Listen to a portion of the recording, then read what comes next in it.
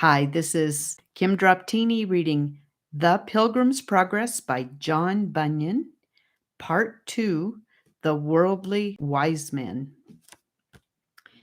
Now, as Christian was walking solitarily by himself, he spied one afar off crossing over the field to meet him, and their hap was to meet just as they were crossing the way of each other. The gentleman's name that met him was Mr. Worldly Wiseman. He dwelt in the town of Carnal Policy, a very great town, and also hard by, from whence Christians came. This man, then, meeting with Christian, and having some inkling of him, for Christian's setting forth from the city of destruction was much noised abroad, not only in the town where he dwelt, but also it began to be the town talk in some other places. Master Worldly Wiseman, therefore, having some guess of him, by beholding his laborious going, by observing his sighs and groans and the like, began thus to enter into some talk with Christian. How now, good fellow? Whither away after this burden manner? A burden manner indeed, as ever, I think, poor creature had. And whereas you ask me, whither away? I tell you, sir, I am going to yonder wicket gate before me, for there, as I am informed, I shall be put into a way to be rid of my heavy burden. Hast thou a wife and children? Yes, but I am so laden with this burden that I cannot take that pleasure in them as formerly. Methinks I am as if I had not. Wilt thou hearken to me, if I give thee counsel? If it be good, I will, for I stand in need of good counsel. I would advise thee then that thou with all speed get thyself rid of thy burden, for thou wilt never be settled in thy mind till then, nor canst thou enjoy the benefits of the blessing which God hath bestowed upon thee till then. That is that which I seek, for even to be rid of this heavy burden, but get it off myself, I cannot, nor is there any man in our country that can take it off my shoulders. Therefore am I going this way, as I told you, that I may be rid of my burden. Who bid you go this way to be rid of your burden? A man that appeared to me to be a very great and honorable person.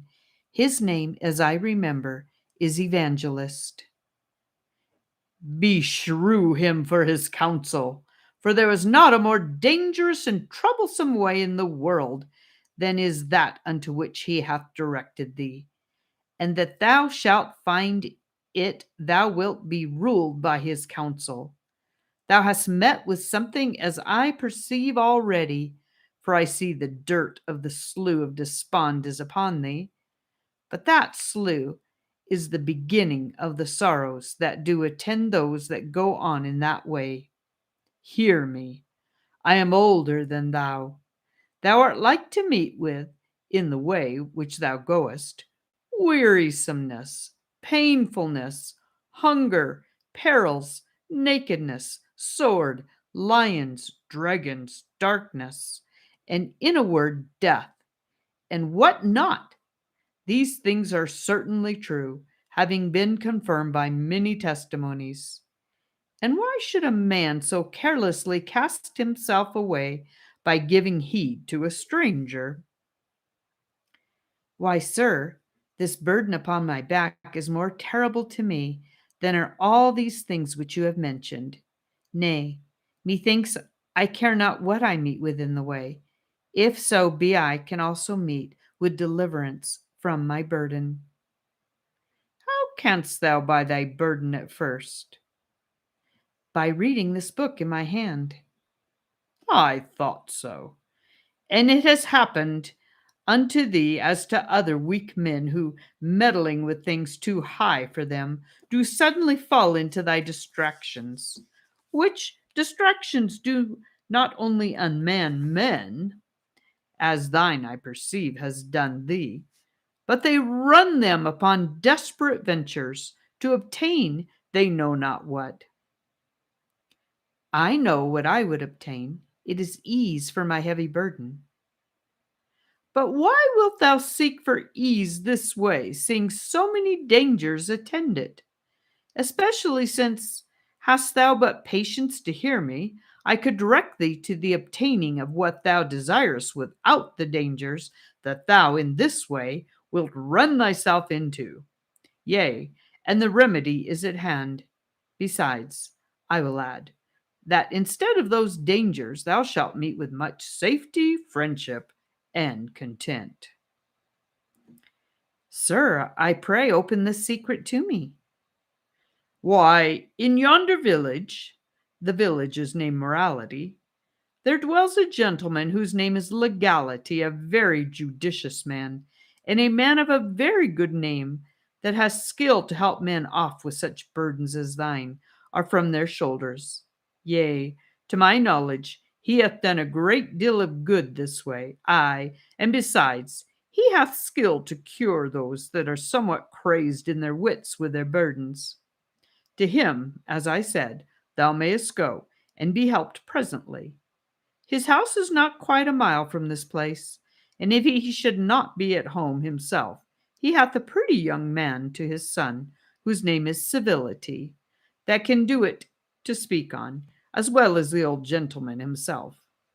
There, I say, thou mayest be eased of thy burden, and if thou art not minded to go back to thy former habitation, as indeed I would not wish thee, thou mayest send for thy wife and children to thee to this village, where there are houses now stand empty, one of which thou mayest have at reasonable rates.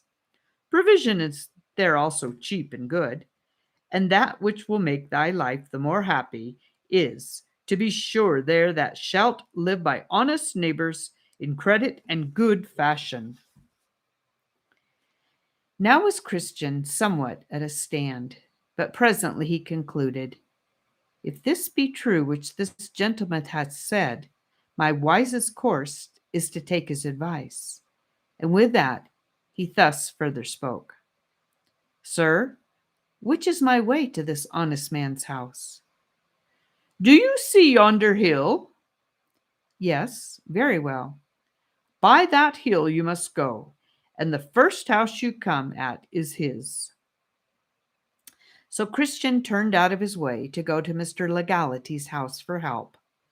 But behold, when he was got now hard by the hill, it seemed so high, and also that side of it that was next the wayside did hang so much over, that Christian was afraid to venture further, lest the hill should fall on his head. Wherefore there he stood still, and wotted not what to do. Also his burden now seemed heavier to him than while he was in his way. There came also flashes of fire out of the hill, that made Christian afraid that he should be burned. Here, therefore, he sweat and did quake for fear. And now he began to be sorry that he had taken Mr. Worldly Wiseman's counsel. And with that he saw Evangelist coming to meet him, at the sight also of whom he began to blush for shame. So Evangelist drew near and near, and coming up to him, he looked upon him with a severe and dreadful countenance, and thus began to reason with Christian. What dost thou here, Christian? Said he. At which words Christian knew not what to answer, wherefore at present he stood speechless before him. Then Evangelist further, art not thou the man that I found crying without the walls of the city of destruction? Yes, dear sir, I am the man. Did not I direct thee the way to the little wicket gate? Yes, dear sir, said Christian. How is it, then, that thou art so quickly turned aside, for thou art now out of the way? I met with a gentleman so soon as I had got over the slough of despond, who persuaded me that I might in the village before me find a man that could take off my burden. What was he? He looked like a gentleman and talked much to me, and got me at last to yield. So I came hither, but when I beheld this hill, and how it hangs over the way, I suddenly made a stand, lest it should fall on my head. What said that gentleman to you? Why, he asked me whither I was going, and I told him. And what said he then? He asked me if I had a family, and I told him. But, said I am so loaded with the burden that is on my back that I cannot take pleasure in them as formerly. And what said he then? He bid me with speed get rid of my burden, and I told him it was ease that I sought. And, said I am therefore going to yonder gate to receive further direction how I may get to the place of deliverance. So he said that he would show me a better way, and short, not so attended with difficulties as the way, sir, that you set me in, which way, said he, will direct you to a gentleman's house that has skill to take off these burdens. So I believed him, and turned out of that way into this, if haply I might be soon eased of my burden. But when I came to this place, and beheld things as they are, I stopped for fear, as I said, of danger, and I now know not what to do. Then said Evangelist, stand still a little, that I may show thee the words of God. So he stood trembling. Then said Evangelist, see that ye refuse not him that speaketh. For if they escaped not who refused him that spake on earth, much more shall not we escape if we turn away from him that speaketh from heaven. He said, moreover, now the just shall live by faith, but if any man draw back, my soul shall have no pleasure in him. He also did thus apply them. Thou art the man that art running into this misery. Thou hast begun to reject the counsel of the Most High, and to draw back thy foot from the way of peace, even almost to the hazarding of thy perdition. Then Christian fell down at his foot as dead, crying, woe is me, for I am undone. At the sight of which Evangelist caught him by the right hand, saying, all manner of sin and blasphemies shall be forgiven unto men. Be not faithless, but believing. Then did Christian again a little revive, and stood up trembling, as at first, before Evangelist. Then Evangelist proceeded, saying, give more earnest heed to the things that I shall tell thee of. I will now show thee who it was that deluded thee, and who it was also to whom he was sent thee. The man that met thee is one worldly Wiseman, and rightly is he called, partly because he savoreth only the doctrine of this world. Therefore he always goes to the town of morality to church, and partly because he loveth that doctrine best, for it saveth him from the cross. And because he is of this carnal temper, therefore he seeketh to pervert my ways, though right. Now, there are 3 things in this man's counsel that thou must utterly abhor. Number 1, his turning thee out of the way. Number 2, his laboring to render the cross odious to thee. Number 3, and his setting thy feet in that way which leadeth unto the administration of death. First, thou must abhor his turning thee out of the way, yea, and thine own consenting thereto, because this is to reject the counsel of God for the sake of the counsel of a worldly wise man. The Lord says, strive to enter at the strait gate, the gate to which I sent thee. For strait is the gate that leadeth unto life, and few there be that find it.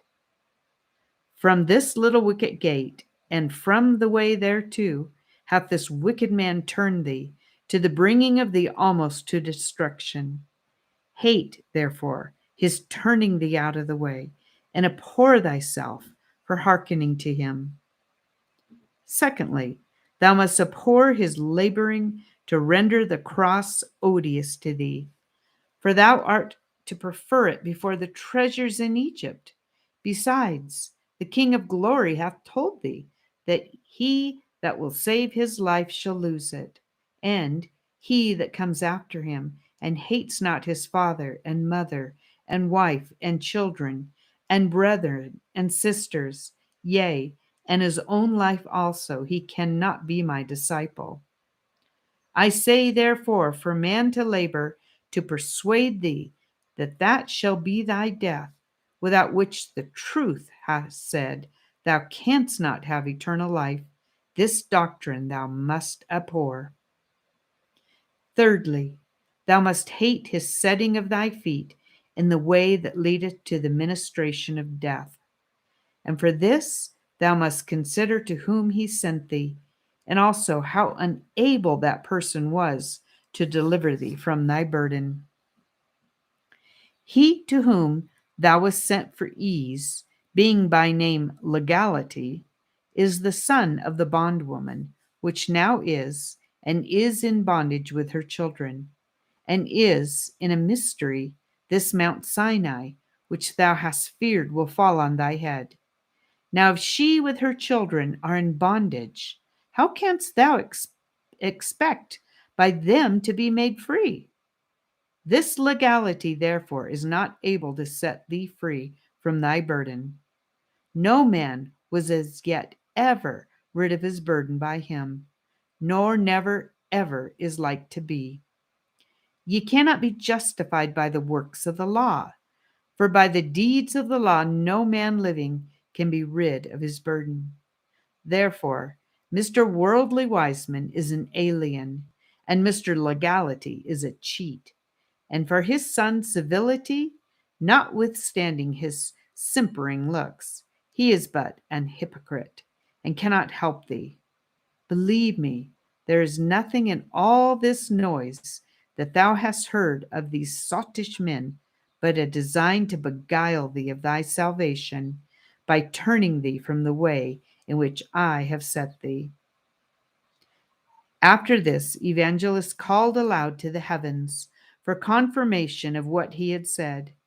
And with that, there came words and fire out of the mountain under which poor Christian stood, that made the hair of his flesh stand up.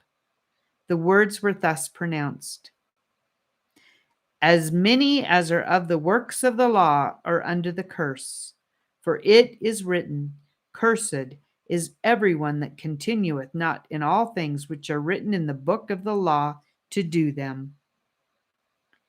Now Christian looked for nothing but death, and began to cry out lamentably, even cursing the time in which he met with Mr. Worldly Wiseman, still calling himself 1,000 fools for hearkening to his counsel.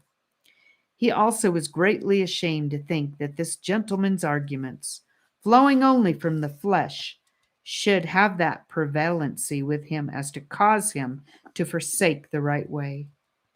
This done, he applied himself again to Evangelist in words and sense as follows: Sir, what think you? Is there hopes? May I now go back and go up to the wicket gate? Shall I not be abandoned for this, and sent back from thence ashamed? I am sorry I've hearkened to this man's counsel, but may my sin be forgiven. Then said Evangelist to him, Thy sin is very great, for by it thou hast committed two evils.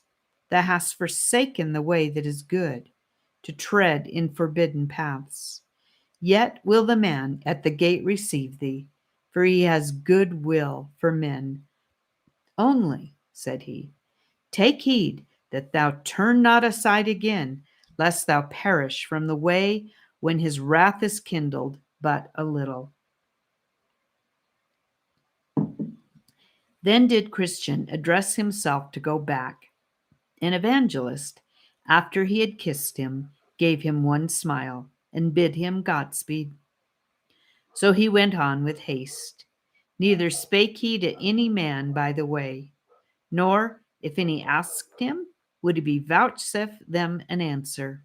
He went like one that was all the while treading on forbidden ground, and could by no means think himself safe, till again he was got into the way which he left to follow Mr. Worldly Wiseman's counsel. So, in process of time, Christian got up to the gate. Now, over the gate there was written, "Knock, and it shall be opened unto you." He knocked, therefore, more than once or twice, saying, "May I enter here? Will he within open to sorry me, though I have been an undeserving rebel? Then shall I not fail to sing his lasting praise on high?" At last there came a grave person to the gate, named Good Will, who asked who was there, and whence he came, and what he would have. "Here is a poor burdened sinner. I come from the city of destruction, but am going to Mount Zion, that I may be delivered from the wrath to come. I would therefore, sir, since I am informed by this gate is the way thither, know if you are willing to let me in." "I am willing, with all my heart," said he, and with that he opened the gate. So when Christian was stepping in, the other gave him a pull. Then said Christian, "What means that?" The other told him, "A little distance from this gate there is erected a strong castle, of which Beelzebub is the captain. From thence both he and them that are with him shoot arrows at those that come up to this gate, if haply they may die before they can enter in." Then said Christian, "I rejoice and tremble."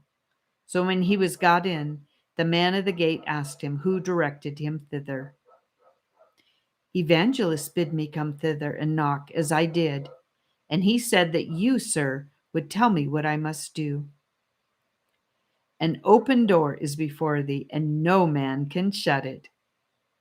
Now I begin to reap the benefits of my hazards. "But how is it that you came alone?" "Because none of my neighbors saw their danger as I saw mine." "Did any of them know of your coming?" "Yes, my wife and children saw me at the first, and called after me to turn again. Also, some of my neighbors stood crying and calling after me to return, but I put my fingers in my ears and so came on my way." "But did none of them follow you to persuade you to go back?" "Yes, both obstinate and pliable. But when they saw that they could not prevail, obstinate went railing back, but pliable came with me a little way." "But why did he not come through?" "We indeed came both together until we came at the slough of Despond, into the which we also suddenly fell. And then was my neighbor Pliable discouraged, and would not adventure further. Wherefore, getting out again on that side next to his own house, he told me I should possess the brave country alone for him. So he went his way, and I came mine, he after obstinate, and I to this gate." Then said Goodwill, "Alas, poor man, is the celestial glory of so small esteem with him that he counteth it not worth running the hazard of a few difficulties to obtain it." "Truly," said Christian, "I have said the truth of Pliable, and I should also say all the truth of myself. It will appear there is no betterment twixt him and myself. 'Tis true he went back to his own house, but I also turned aside to go in the way of death, being persuaded, therefore, by the carnal arguments of one Mr. Worldly Wiseman." "Oh, did he light upon you? What, he would have had you have sought for ease at the hands of Mr. Legality? They are both of them a very cheat. But did you take his counsel?" "Yes, as far as I durst. I went to find out Mr. Legality, until I thought that the mountain that stands by his house would have fallen upon my head, wherefore there I was forced to stop." "That mountain has been the death of many, and will be the death of many more. 'Tis well you escape being by it dashed in pieces. Why, truly, I do not know what had become of me there, had not Evangelist happily met me again as I was musing in the midst of my dumps.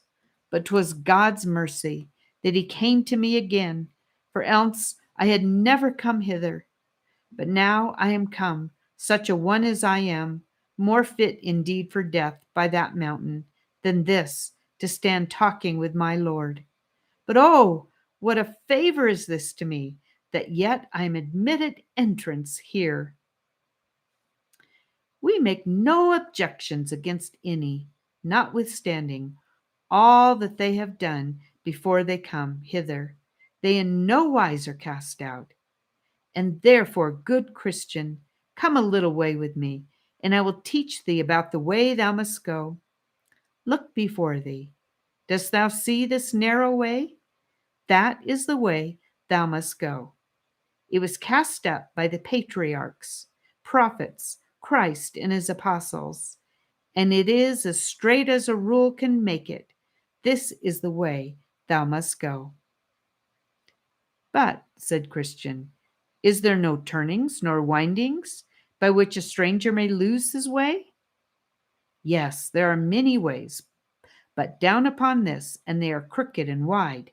But thus thou mayest distinguish the right from the wrong, the right only being straight and narrow.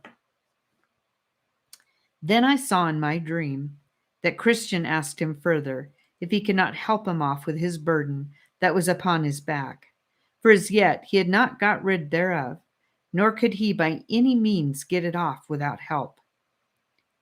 He told him, As to thy burden, be content to bear it until thou comest to the place of deliverance, for there it will fall from thy back of itself.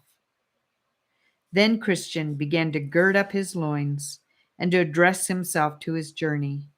So the other told him that by that he was gone some distance from the gate, he would come at the house of the interpreter, at whose door he should knock, and he would show him excellent things. Then Christian took his leave of his friend, and he again bid him Godspeed. Then he went on till he came at the house of the interpreter, where he knocked over and over. At last one came to the door and asked who was there. And that is the end of part 2. I will see you in part 3. God bless you.